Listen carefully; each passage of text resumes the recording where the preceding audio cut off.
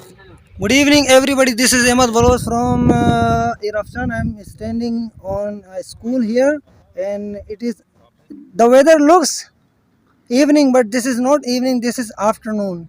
The weather is very amazing right now, and they are sitting. My relatives and someone else is sitting there, but I don't know who is he.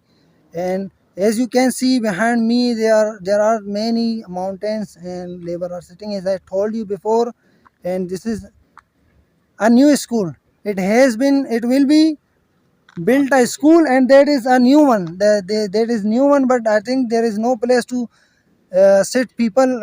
I mean students, new students. That is not enough to sit, and I am happy to see here. And I came here on this school, and as you can see behind me, there are so many mountains, and there are so many trees of dates.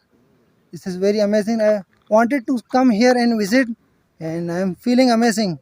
Thank you.